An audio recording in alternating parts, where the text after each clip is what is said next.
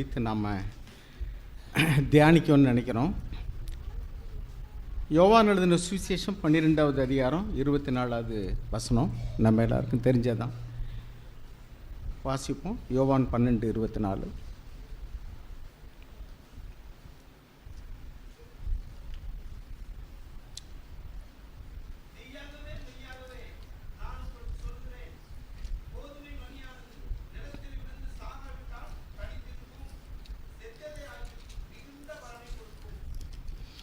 இப்படி நாம்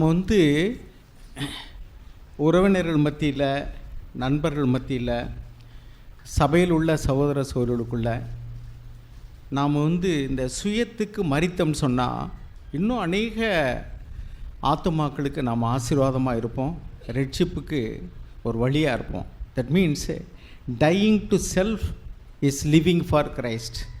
நம்ம சுயத்துக்கு மரிக்கிறது தான் கிறிஸ்துவுக்காக ஜீவிக்கிறது. சுயத்துக்கு மரிக்கலைன்னு சொன்னால் நாம் தனியாக தான் இருப்போம், யாரோட ஐக்கியப்பட மாட்டோம். ஏன்னா நம்ம இங்கே முதல்ல கடைசியாக முடிக்கும்போது சொன்னேன், நாம் இயேசு ஒளியில் இருந்தது போல், அவர் ஒளியில் இருக்கிறது போல் நாம் ஒளியில் நடந்தால் ஒருவரோடொருவர் ஐக்கியப்பட்டிருக்கோம். அந்த ஒளிங்கிறது அன்பு, இரக்கம், தயவு, இதெல்லாம் ஒளியினுடைய குணாதிசயம். வெறுப்பு, பகை, இதெல்லாம் இருளினுடைய குணாதிசயம். அப்போ நாம் இயேசுவை போல் அன்புள்ளவர்களாக இருந்தால், இயேசுவை போல் இரக்கமுள்ளவர்களாக இருந்தால், இயேசுவை போல் நற்பண்புள்ளவர்களாக, தாழ்மை உள்ளவர்களா, பரிசுத்தம் உள்ளவர்களா வாழ்ந்தோம்னு சொன்னால் இன்னும் அநேக பேருக்கு நம்ம ஆசீர்வாதமாக இருப்போம். ஒரு காரியத்தை நான் உங்கள்கிட்ட சொல்ல விரும்புகிறேன்.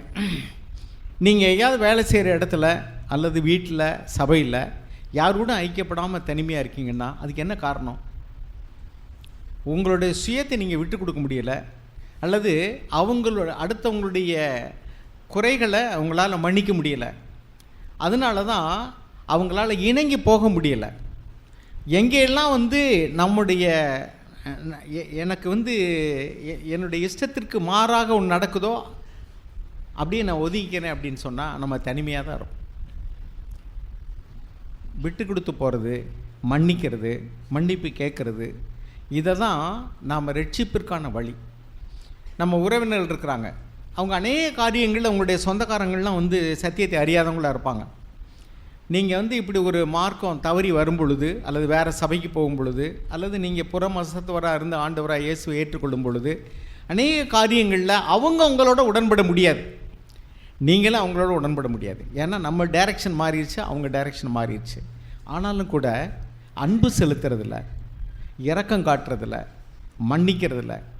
நாம் அவங்களுக்கு இயேசுனுடைய அன்பை காட்டலைன்னா அவங்க ஒரு காலம் கிறிஸ்துவை அறியவே முடியாது. இன்றைக்கி அநேக பேர் அப்படி தான். ஒரு முறை ஒரு பாஸ்டர் சொன்னார், ரட்சிக்கப்பட்ட ஒரு இந்து மனுஷன், என் தம்பி நீ சபைக்கு வரணும், நீ இயேசுவை ஏற்றுக்கொள்ளணும், இல்லைன்னா உனக்கு எனக்கும் பங்கு இல்லைன்னு நான் சொல்லிட்டேன்னார். இது என்ன துப்பாக்கி முனை இல்லை, மதம் மாற்றுறது மாதிரி தான். அப்படி இல்லை அருமையானவர்களே, இயேசுனுடைய அன்பை அவங்களுக்கு காண்பிக்கணும். இருளில் அவர் ஒளியாக பிரகாசித்தார், இருளானது அவரை கவிக்கொள்ளவில்லை. அவர்களுக்குள் இருந்ததான வெறுப்பு, கசப்பு, பகை, இதெல்லாம் இவரை பற்றி கொள்ளவில்லை. அதுதான் இயேசு வாழ்ந்த வாழ்க்கை. அவர் கூட இருந்ததான அந்த யூதாசனுடைய அந்த வஞ்சகம் அவரை பற்றி கொள்ளவில்லை. அவருடைய சொந்த சகோதரர்கள் அவரை விசுவாசிக்காமல் ஏளனமாக பேசினார்கள். பிரபல்யமாக விரும்புகிற எந்த மனுஷனும் அவன் இப்படிலாம் தனிமையில் இருக்க மாட்டான், நீ போய் அங்கே அந்த பண்டிகையில் போய் அற்புதம் செய்ய வேண்டியதானே, பிரசங்கம் பண்ண வேண்டியதானே அப்படின்னு சொன்னாங்க. இயேசு ஆண்டவர் அவர்களிடத்துலையும் பொறுமையாக சொன்னார், உங்களுடைய வேலை எப்பொழுதும் ஆயத்தமாக இருக்கிறது, என்னுடைய வேலை இன்னும் வரல. எனக்கு பிதா சொன்னால் தான் நான் போவேன், அவர் இன்னும் சொல்லலை, அவர் சொன்னால் போவேன். இப்படி தான் நிறைய இடங்களில் பார்த்தீங்கன்னா, ஒரு முறை ஒரு சகோதரர் சொன்னார், ஊழியத்துலேயும் கூட கூப்பிட்ற இடத்துக்கெலாம் நீங்கள் போகணும் அவசியம் இல்லை, தேவன்கிட்ட கேளுங்க, தேவன் போச்சோன்னா போங்கன்னார். சில இடங்களில் நம்ம கூப்பிடாமே இருக்கலாம், சில நேரங்களில் நம்ம நிறைய இடங்களில் கூப்பிடலாம். கூப்பிடாமல் இருந்தால் அது தேவசித்தம் இல்லை, நிறைய இடங்களில் கூப்பிட்டா அது தேவசித்தம் நினச்சிடக்கூடாது. ஏன்னா தேவன்கிட்ட போய் ஆண்டவரே நான் போகவா வேண்டாமா அப்படின்னு நீங்கள் கேளுங்க அப்படின்னு சொல்லுவார். இப்படி அருமையானவர்களே, என் பரமபிடாத நடாத நாட்டெல்லாம் வேரோடு பிடுங்க. உங்கள் கூட இருக்கவங்க ஒரு சில உங்களை விட்டு போயிடுறாங்க, கவலைப்படாதீங்க. ஆண்டவர் சொன்னார், அது மாதிரி ஒரு சந்தர்ப்பத்தில் நீங்களும் போக மனதாக இருந்தால் போய்விடுங்கள்னார். ஆனால் நம்முடைய உள்ளத்துக்குள்ளே ஒவ்வொரு சூழ்நிலையிலையும் நான் சொன்னது போல் ஏதாவது ஒரு எண்ணங்கள், எதிர்பார்ப்புகள், ஏக்கங்கள், ஆசைகள், இச்சைகள், ஒரு திட்டம் அது இருந்துக்கிட்டே தான் இருக்கும். அதுக்கு நோன் சொல்கிறது தான் டையிங் டு செல்ஃப்.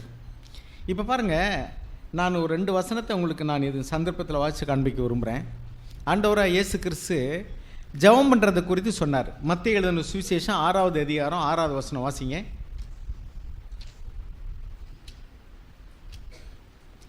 நீங்கள் ஜெபம் பண்ண விரும்புனா வாசிங்க. நீயோ ஜெபம் பண்ணும்போது உன் அறை வீட்டிற்குள் பிரவேசித்து உன் கதவை பூட்டி அந்தரங்கத்தில் இருக்கிற உன் பிதாவை நோக்கி ஜெபம் பண்ணு. அப்பொழுது அந்தரங்கத்தில் பார்க்கிற உன் பிதா வெளியரங்கமாய் உனக்கு பலனளிப்பார். போதும். இது ஜெபத்தை குறித்து. யோவான் எழுதின சுவிசேஷம் 4வது அதிகாரம், யோவான் 4:23-24 வாசிங்க. அந்த சமாரிய சிறியின் இடத்துல ஆண்டவர் பேசிகிட்டு இருக்காரு. உண்மையாய் தொழுது கொள்ளுகிறவர்கள் பிதாவை ஆவியோடும் உண்மையோடும் தொழுது கொள்ளும் காலம் வரும், அது இப்பொழுதே வந்திருக்கிறது. தம்மை தொழுது கொள்ளுகிறவர்கள் இப்படிப்பட்டவர்களாய் இருக்கும்படி பிதாவானவர் விரும்புகிறார்.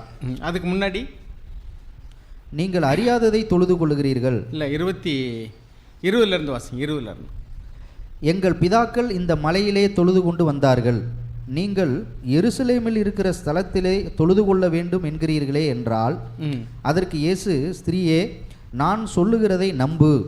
நீங்கள் இந்த மலையிலும் எருசலேமிலும் மாத்திரம் அல்ல, எங்கும் பிதாவை தொழுது கொள்ளும் காலம் வருகிறது. போதும், அது இப்பொழுதே வந்திருக்கு. சரி, எங்கும் பிதாவை தொழுது கொள்ளலாம்னு சொல்கிறாரு. ஆனால் ஜெபம் பண்ணும்போது என்ன சொல்கிறாரு? அறை வீட்டுக்குள்ளே போய். அப்போ ஜெபமும் தொழுது கொள்வதும் ஒன்றல்ல. கரெக்டாக? ஜெபமும் தொழுது கொள்வதும் ஒன்றல்ல. ஜெபம் என்பது வேண்டுதல் பண்ணுறது, தொழுது கொள்ளு என்பது நம்மளை சரண்டர் பண்ணுறது. இன்றைக்கி ஆராதனைன்னு சொல்லிட்டு எல்லா இடத்துலையும் சொல்கிறாங்களே, அவங்க எதை சொல்கிறாங்கன்னா ப்ரைஸிங், துதிக்கிறது தான் ஆராதனைங்கிறாங்க. துதிக்கிறது ஆண்டவருடைய. இப்போ ஜாக் நமக்கு அழகாக சொல்லி தந்திருக்காங்க. ரொம்ப நாளாக சபையில் உள்ளவங்களுக்கு தெரியும். ப்ரைஸிங்னா என்ன? அவர் எப்படி இருக்கிறாரோ அவருடைய குணாதிசயத்தை சொல்லி அவரை புகழ்வதற்கு பேர் தான் ப்ரைஸிங். அவர் வல்லவராக இருக்கிறார், நல்லவராக இருக்கிறார், அவர் நன்மை செய்கிறவராக இருக்கிறார். அவருடைய வல்லமையை, அவருடைய அன்பை, அவருடைய இரக்கத்தை நாம் மேன்மைப்படுத்தி அவரை புகழ்வதற்கு பேர் ப்ரைஸிங். அதுக்கு பேர் துதி அப்படின்னு சொல்கிறோம். இன்னைக்கு துதி ஆராதனையும்பாங்க, அது துதி. அப்புறம் ஒர்ஷிப்னா என்ன? இப்போ தொழுகை. பாருங்கள், நம்ம ரோமருக்கு எழுதின நிருபம் 11ஆம் அதிகாரத்தில் 12ஆம் அதிகாரத்தில் வாசிங்க. ரோமர் 12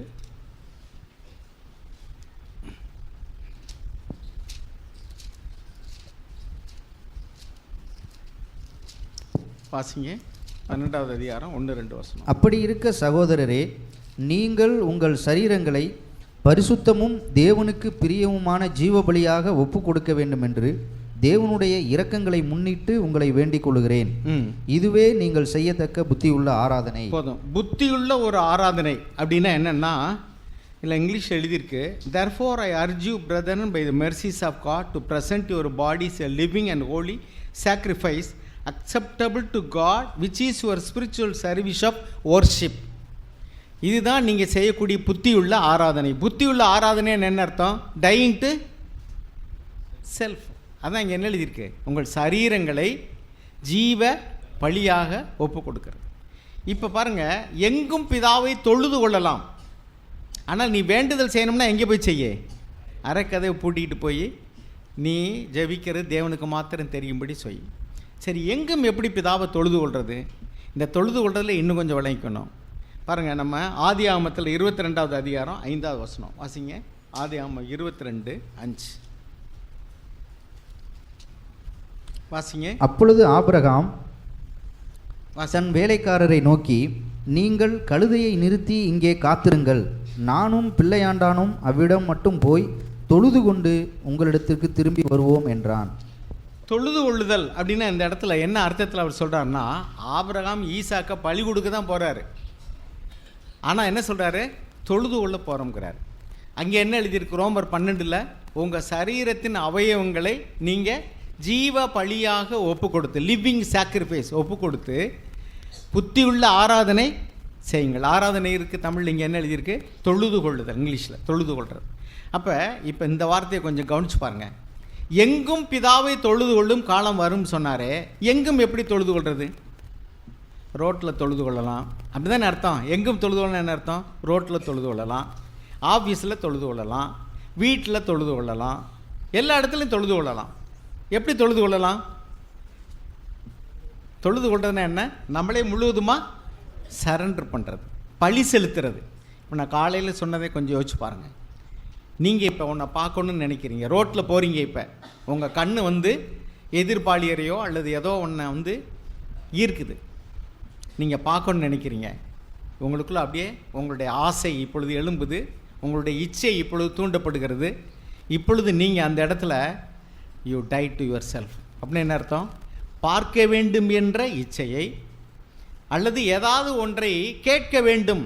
ஒரு சினிமா பாட்டு பாடுறாங்க, அல்லது ஆபாசமாக ஏதோ ஒன்று பேசிகிட்டு இருக்காங்க, அதை கேட்கணும்னு உங்களுக்குள்ள ஒரு ஆசை இருக்குது. இப்போ நீங்கள் கேட்க வேண்டும் என்ற இச்சையை நீங்கள் சிலுவையில் அறையிறீங்க. Is dying to self. இதுதான் சுயத்துக்கு உங்களுக்குள்ளே எழும்பக்கூடிய ஆசை, உங்களுக்கு எழும்பக்கூடிய இச்சையை நீங்கள் இப்போ பலி செலுத்துறீங்க. This is living sacrifice. இதை நீங்கள் என்ன செய்யலாம்? எங்கும் செய்யலாம். எங்கே செய்யலாம்? ரோட்டில் போகும்போது செய்யலாம், காட்டில் வேலை செய்யும்போது செய்யலாம். உங்களுக்குள்ளே எழும்பக்கூடியதான ஆசையை, இச்சையை, கேட்க வேண்டுமென்ற இச்சையை, பார்க்க வேண்டுமென்ற இச்சையை, அல்லது ஏதாவது ஒன்றை செய்ய வேண்டும், அடைய வேண்டும், இப்படி உங்களுக்குள்ள எழும்பக்கூடியதான எண்ணங்களுக்கு நோ அப்படின்னு சொல்லும் பொழுது நீங்கள் உங்களுடைய சுயத்தை பழி செலுத்துகிறீர்கள், சரண்டர் பண்ணுறீங்க. இதுக்கு பேர் தான் பைபிள் என்ன எழுதியிருக்கு? தொழுகை. உங்களுடைய அவயவங்களை ஜீவ பலியாக ஒப்பு கொடுத்து புத்தியுள்ள தொழுகை நடத்துங்கள். அப்படின்னு என்ன அர்த்தம்? இதை என்ன செய்யலாம்? எங்கே செய்யலாம்? எங்கேயும் செய்யலாம். அப்போ ஆண்டவர் சொல்கிற வார்த்தையை நல்லா புரிஞ்சுக்கிட்டோமா? நான் இப்படி தான் அதை யோசிக்கிறேன். எங்கும் தொழுது கொள்ளும் காலம் வரும், அது இப்பொழுதே வந்திருக்கிறது. தொழுது கொள்ளுவது என்பது என்ன? ஆண்டவரே சோத்திரம் சோத்திரம் சோத்திரம் சொல்லுவாங்க. 1000 சோத்திரம் சொல்லுங்கள், 5000 சோத்திரம் சொல்லுங்கள்.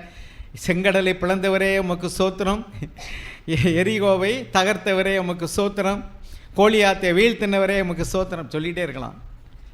அதல்ல, அது நீங்கள் ரேட்டில் போட்டு அந்த பஜனை பாட்டு பாடுற மாதிரி கூட பாடலாம். தேவன் என்ன சொல்கிறார்? எங்கும் தொழுது கொள்ளும் காலம் வரும், அது இப்பொழுதே வந்திருக்கிறது. நீ ரோட்டில் தொழுது கொள்ளலாம். எப்படி? அந்த இடத்துல உன் கண்ணனுடைய ஈர்ப்பை சிலுவையில் அறைந்து நீ சுயத்துக்கு மறிக்கும்போது நீ ஒரு பலி செலுத்துகிறாயே, அதுதான் ஜீவ பலி. பார்க்க வேண்டும் என்ற இச்சையை பலி செலுத்துகிறாய். அது ரோட்டில் செலுத்தலாம், ஆஃபீஸில் செலுத்தலாம், வேலை செய்கிற இடத்துல செலுத்தலாம். நீங்கள் வந்து பணம் சம்பாதிக்கும்படி லஞ்சம் வாங்க வேண்டும் என்று தூண்டப்படுகிறீர்கள். இலவசமாய் வருகிற பொருள் மீது ஒரு ஆசை வருகிறது, நீங்கள் அப்போவே அதை பலி செலுத்துறீங்க. அது எங்கே நடக்கலாம்? ரோட்டில் நடக்கலாம், ஆஃபீஸில் நடக்கலாம், வீட்டில் நடக்கலாம். அங்கே அதை உங்களுடைய ஆசையை, இச்சையை நீங்கள் வந்து மறுதளித்து பலி செலுத்தும் போது you are dying to yourself. உங்களுக்குள்ளே எழும்பக்கூடிய இச்சையை நீங்கள் பலி செலுத்துறீங்க. You are dying to yourself. உங்களுடைய மேலதிகாரி உங்களை வந்து திட்டுறாரு, அல்லது உங்களுக்கு மேலே நீங்கள் வேலை செய்கிற இடத்துலையோ அல்லது படிக்கிற இடத்துலையோ உங்களை வந்து அன்ரீசனபிளாக ட்ரீட் பண்ணுறாங்க. பைபிள் எழுதியிருக்கு, நல்லவர்களுக்கு மாத்திரமல்ல முரட்டு குணமுள்ளவர்களுக்கும். இங்கிலீஷில் எழுதியிருக்கு தோஸ் ஹூ ஆர் அன்ரீசனபிள், அவர்களுக்கு நீங்கள் அடங்கி இருங்கள்னு எழுதியிருக்கு. அடங்கும் போது உள்ளுக்குள்ளே அடங்க மறு போராடு அப்படின்னு எழும்புதில்ல. இப்போ ஆண்டவர் சொல்கிறார் நீ அடங்குங்கிறார். பாருங்கள், 2 பேதுரு 2வது அதிகாரம் 21ஆம் வசனம், 1 பேதுரு 2:21.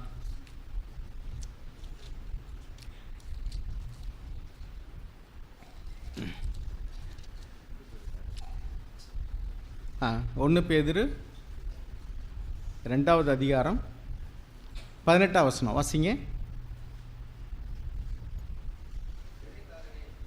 வேலைக்காரரே, அதிக பயத்துடனே உங்கள் எஜமான்களுக்கு கீழ்ப்படிந்திருங்கள், நல்லவர்களுக்கும் சாந்த குணம் உள்ளவர்களுக்கும் மாத்திரம் அல்ல, முரட்டு குணம் உள்ளவர்களுக்கும் கீழ்ப்படிந்திருங்கள். பாருங்க, இங்கே தான் நம்முடைய சுயம் எழும்புது. நல்லவர்களுக்கு கீழ்ப்படுகிறதுனா ஒன்றும் பிரச்சனையே இல்லை. முரட்டு குணம் இல்லைன்னா இங்கிலீஷில் என்ன போட்டிருக்குனாக்கா தோஸ் ஹூ ஆர் அன்ரீசனபிள், அப்படின்னா நியாயமில்லாமல் நடத்துகிறவர்கள். அங்கே நம்மளுக்கு கோபம் எழும்புது. ஆண்டவர் என்ன சொல்கிறாரு? நீ அடங்கியிரு, பி சப்மிசிவ், சப்மிசிவ் அப்படின்னு என்ன அர்த்தம்? புருஷன் அன்ரீசனபிளாக நடந்துக்கிறாரு. சில வீடுகளில் பார்த்துருக்கேன் நான். மனைவி வந்து ஆஃபீஸுக்கு போவாங்க அல்லது வேலை செய்வாங்க, வீட்டில் பிள்ளைகளை பார்ப்பாங்க, துணி துவைப்பாங்க, பாத்திரம் கழுவாங்க, வீட்டை கூட்டுவாங்க, சமைப்பாங்க, எல்லாம் செய்வாங்க. புருஷன் மேற்கொண்டு வந்து அதையும் செய்யலை இதையும் செய்யலைன்னு இருப்பார். அவங்களுக்கு வந்து எப்படி இருக்குனாக்கா, என்ன என் புருஷன் அன்ரீசனபிளாக இருக்கார். எப்படி இருக்கார்? அன்ரீசனபிள். ஏன்னா அவங்க தான் அந்த பிள்ளையை அழுதாலும் எந்திரிக்கணும். ராட்டில் வேலைக்கு போகிறவங்களா இருந்தாலும் நைட்டில் பிள்ளை அழுதுச்சுன்னா யார் தான் எந்திரிக்கணும்? நீ வேலைக்கு போகிறாமா, பரவாயில்ல, நான் வீட்டில் தான் இருக்கேன், நான் பார்த்துக்கிறேன் முடியுமா, அவங்க பால் கொடுக்கணும்னா அவங்க தான் எந்திரிக்கணும். அப்படிலாம் இருந்தாலும் கூட அவர் சொல்கிற வேலையை கேட்கணும் அப்படின்னு நினைப்பாங்க. அப்போ நமக்கு வந்து புருஷன் அன்ரீசனபிளாக தெரியுது. சில இடங்களில் புருஷன்மார்கள் வந்து தங்களுடைய பெற்றோர்களுக்கு ஏதாவது உதவி செய்ய நினைப்பாங்க, மனைவிமார்கள் வந்து கூடாதும்பாங்க. உங்களை மட்டுமா பெற்றாரு? 3 பேரை பெற்றார்ல, 3 பேரும் பார்க்கட்டும். இப்படியெல்லாம் நிறைய பிரச்சனைகளை நம்ம சந்திக்கிறோம். அப்போ it seems to be unreasonable. அவங்க 2 பேரும் வசதி இல்லாமல் இருக்கிறாங்க, நம்ம சம்பாதிக்கிற வசதியாக இருக்கிறோம், நம்ம ஏன் உதவி செய்யக்கூடாது? ஒரு முறை ஒரு பிரதர் வந்து என்கிட்ட சொன்னார், 3 பொம்பளை பிள்ளைகளை பெற்றவங்க, கணவர் இறந்துட்டார், அந்த அம்மா இருக்காங்க, நல்லா அவங்க நிறையா வெளிநாட்டில் போய் சம்பாதிச்சார், நிறைய நகை நெட்லாம் போட்டு 3 பிள்ளைகளும் கல்யாணம் பண்ணி கொடுத்து 3 பிள்ளைகளுக்கு வேலை வாங்கி கொடுத்தாங்க. 2 பிள்ளைகள் வேலை செய்யுதுங்க, அவங்க வீட்டுக்காரங்க வேலை செய்கிறாங்க, சம்பாதிக்கிறாங்க, நல்ல வசதியாக இருக்காங்க எல்லாருமே, வீடு காரு அப்படின்ட்டு. ஆனால் அந்த அம்மா இப்போ நோய்வாய்ப்பட்டாங்க. அவங்கள கவனிக்கிறதுக்கு 3 பிள்ளை இல்லை, நீ பாரு நான் பாரு. நல்லா இருக்கும்போது என் வீட்டில் இரு, உன் வீட்டில் இரு. ஏன்னா அட்லீஸ்ட் பாத்திரங்கள் ஒரு வேலையாக செய்வாங்கல்ல, அல்லது பிள்ளைகளையாவது பார்த்துக்கிடுவாங்கல்ல நம்ம வேலைக்கு போகும்போது. அதனால் நல்லா இருக்கும்போது என் வீட்டில் இருங்க, உன் வீட்டில் இருங்க, என்ன அங்கேயே இப்போ இருக்கிறீங்க, எங்கள் வீட்டுக்கு வரமாட்டேங்கிறீங்கம்பாங்க. ஆனால் இப்போ ஸ்கிராப், இது ஸ்கிராப்னு என்ன தெரியுமா? உபயோகம் இல்லாத பொருள். இப்போ பொருள் வந்து இது வந்து இப்போ ரிப்பேர் ஆகிடுச்சுன்னா அது ஸ்கிராப், உபயோகம் இல்லாத பொருள்.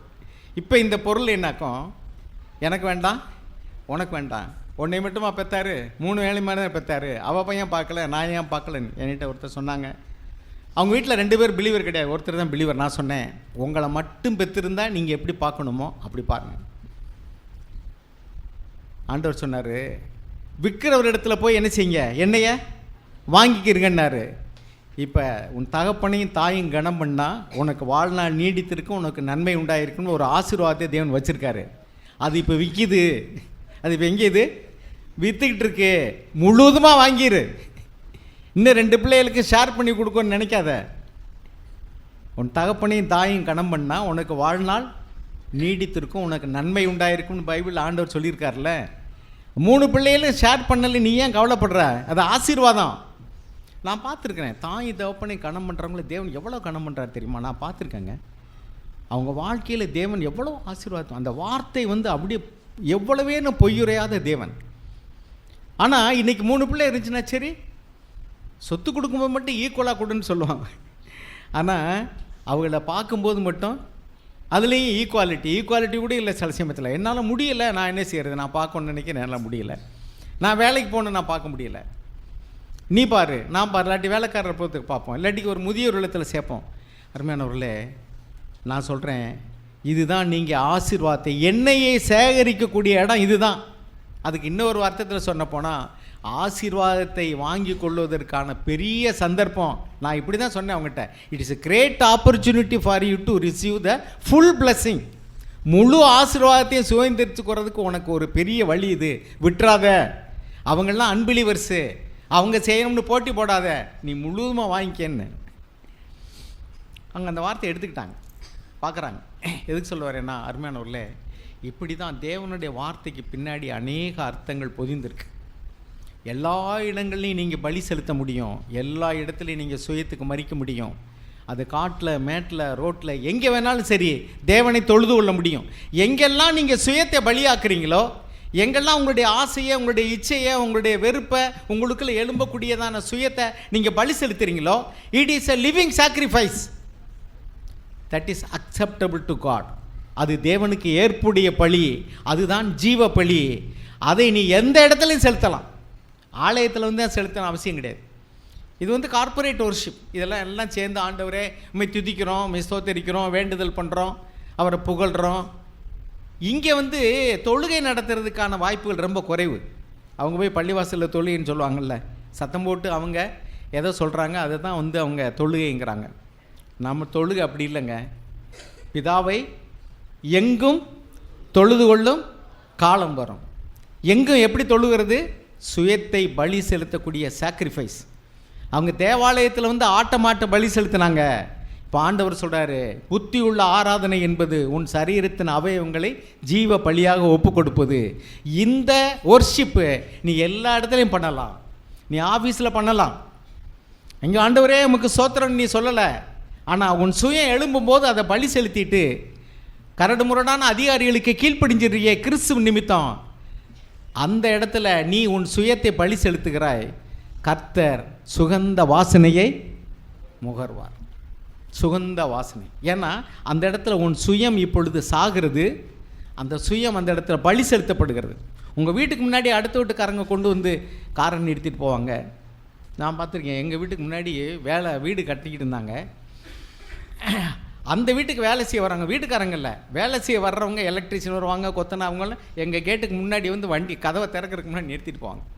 அப்போ ஆரம்பத்தில் எனக்கு கொஞ்சம் எரிச்சலாக இருந்தது. ஏங்க அந்த வீட்டுக்கு வேலை செய்ய வரீங்க, அங்கே எவ்வளோ இடம் இருக்குது, இல்லாட்ட ரோட்டில் இங்கிட்ட இடம் இருக்குது, அங்கிட்ட வாசலுக்கு முன்னாடி கொண்டு வந்து நிறுத்துறீங்களே அப்படின்லாம் சொல்லியிருக்கேன். வண்டி எடுங்கலாம் சொல்லியிருக்கேன்.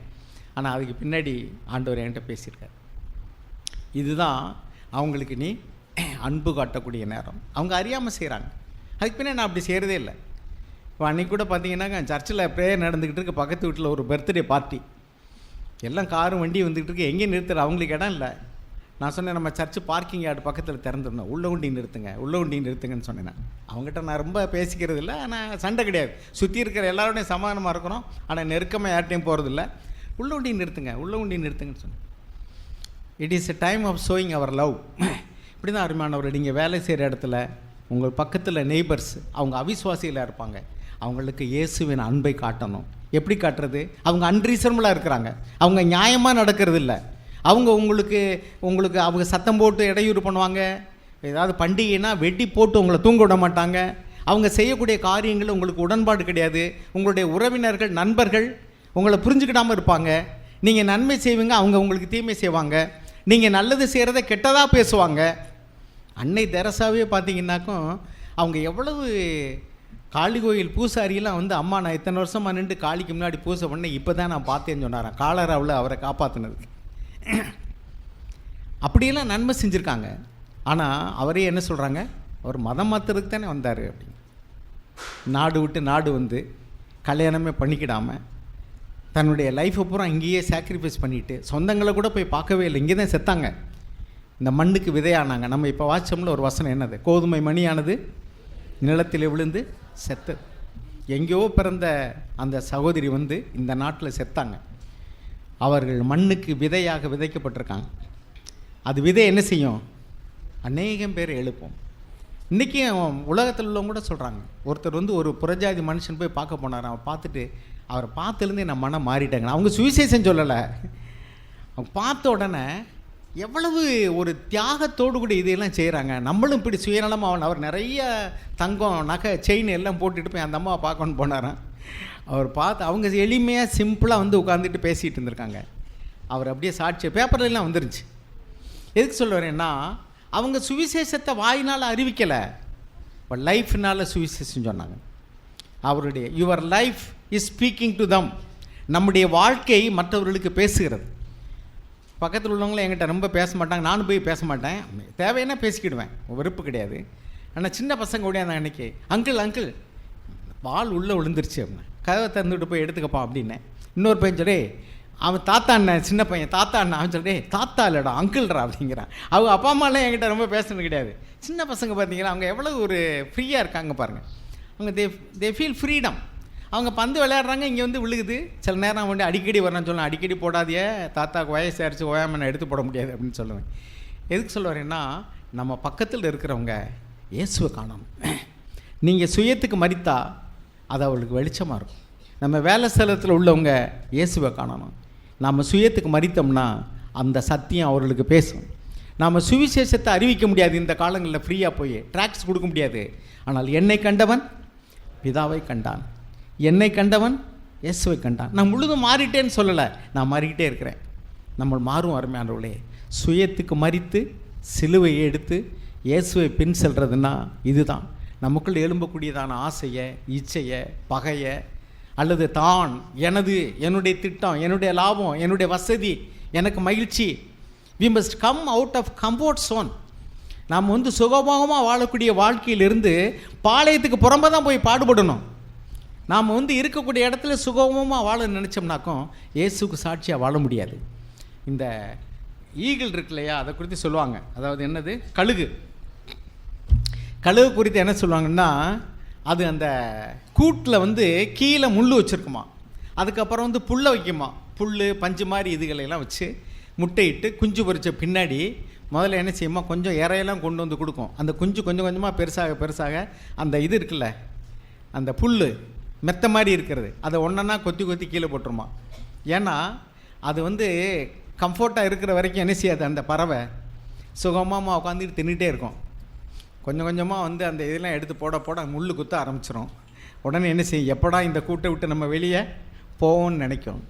அது யார் செய்கிறா, தாய் பறவை தான் செய்யுது. அதே மாதிரி சிலுவையை நம்மளுடைய வாழ்க்கையில் தேவன் அனுமதிக்கிறார். எதுக்காக?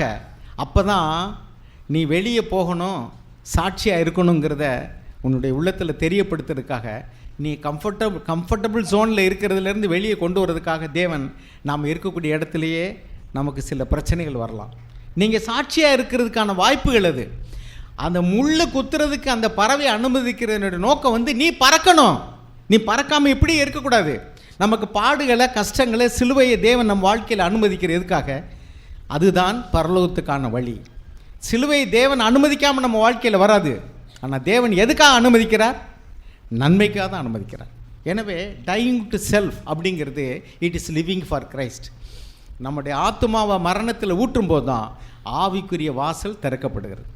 Unless you tie for your selfish life, உணர்ச்சி, சொந்த திட்டங்கள், இதுகளுக்கெல்லாம் நம்ம மறிக்கலைன்னு சொன்னால் நாம் வந்து ஜீவனுக்குள்ளே பிரவேசிக்க முடியாது. இப்போ சிலுவையின் வழி தான் இயேசுவின் வழி, அதுதான் சீசத்துவ வழி, அதுதான் ஆவிக்குரிய வாழ்க்கையில் வளர்ச்சி அடைகிறதுக்கான வழி. எனவே சிலுவையை தேவன் நம்ம வாழ்க்கையில் அனுமதிக்கிறார்னா அதை நம்ம எடுத்துக்கிடுவோம். ஏன் ஆண்டவரே எனக்கு இப்படின்னு கேட்க வேண்டாம். அவர் அனுமதியாமல் நம்முடைய வாழ்க்கையில் ஒன்றும் வராது. ஆனால் அதை நன்மைக்கு எதுவாகவே அனுமதிக்கிறார். இதை நம்ம புரிஞ்சுக்கிட்டோம்னு சொன்னால் நம்முடைய வாழ்க்கையில் தேவன் வந்து ஆசீர்வாதத்தை கொடுத்தாலும் சரி, அல்லது சிலுவையை அனுமதித்தாலும் சரி, தேவனுக்கு பிரியமாக இருந்தால், ஆண்டவரே உமக்கு சித்தம்னா நான் அதை செய்கிறேன், அது எனக்கு நல்லதோ கெட்டதோ, அது எனக்கு லாபமோ நஷ்டமோ, அது எனக்கு பாடுகளை கொண்டு வருதா சந்தோஷத்தை கொண்டு வருதோ, உமக்கு சித்தம்னா நான் செய்கிறேன் ஆண்டவரே, உம்முடைய சித்தம் செய்வதே என்னுடைய பாக்கியம்னு நம்மளை அர்ப்பணித்தோம்னா அதுதான் டையிங் டு செல்ஃப், அதுதான் சாக்ரிஃபைஸிங் நம்முடைய சரீரத்தின் அவயவங்களை ஜீவ பலியாக ஒப்பு கொடுக்குறது, அதுதான் லிவிங் சாக்ரிஃபைஸ், அதுதான் புத்தியுள்ள ஆராதனை. எனவே இப்படிப்பட்ட தொழுகையை செய்யும்படி தேவன் நம்மளை அழைக்கிறார். கர்த்தர் நம்மை ஆசீர்வதிப்பாராக. அருமையானவர்களே, சிலுவையை எடுத்து தான் இயேசுவை பின் சொல்லணும். இதுதான் ஜீவ வழி. கர்த்தர் நம் கண்களை திறந்தல்வராக.